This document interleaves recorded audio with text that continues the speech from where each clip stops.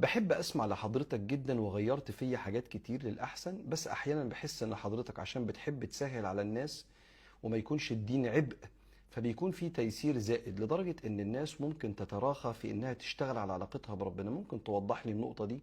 سؤال صادق جدا. هناك خيط ليس بالرفيع ما بين التيسير والتمييع. ربنا سبحانه وتعالى لما تكلم في القرآن تكلم عن إرادته بينا، فقال يريد الله بكم اليسر.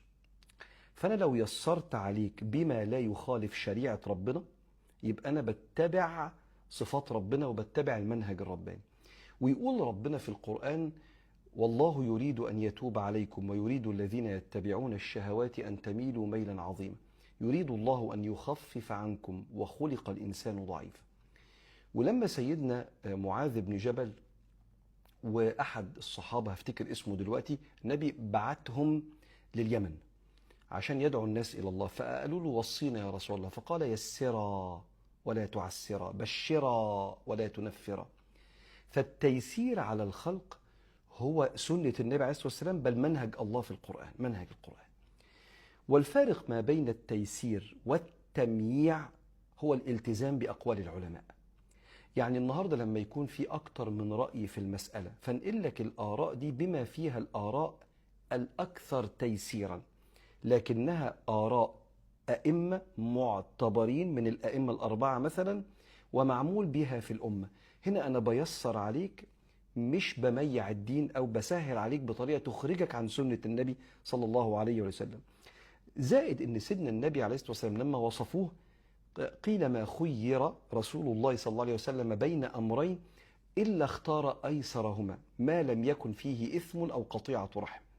وبالتالي أنا بقول لك أهو، أنت حطني في الاختبار ده وربنا يعيني، يعني أتمنى أن أنا ما أكونش بأذي في دعوتي أو في يعني نقلي للعلم لأي حد. حطني في الاختبار ده دايما. لما تلاقيني بقول لك رأي معين أو بقترح عليك حاجة، دايما راجع ورايا هل قال بهذا الرأي عالم، بس مش عالم يا واحد صاحبنا، لا، إمام من الأئمة المعتبرين، ولا أنا بقول يعني كلام ممكن يكون فيه اجتهاد شخصي. وحاشا الإنسان أنه يجتهد وهو لم يبلغ مرتبة طلبة العلم الجدعان أصلا، مش مرتبة العلماء ولا المجتهدين. يعني اللي شاف طلبة العلم يعرف قد إيه في طلبة علم مجتهدين، يعني واحد بيحاول. لكن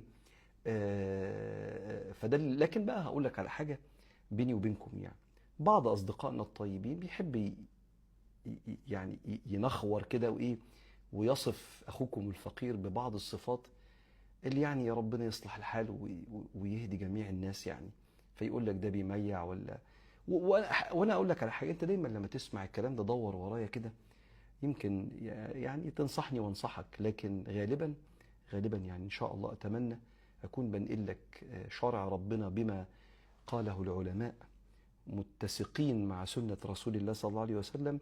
ودايما بنلجأ للأيسر مما قاله العلماء عشان الدين ما يبقاش عبء على الناس. من أكتر الأذى اللي ممكن تشعر بيه في الدنيا إنك مش عارف تمارس حياتك بتدين وقرب من ربنا بسبب إنك اخترت آراء صعبة لا تتسق مع الواقع. وربنا كريم.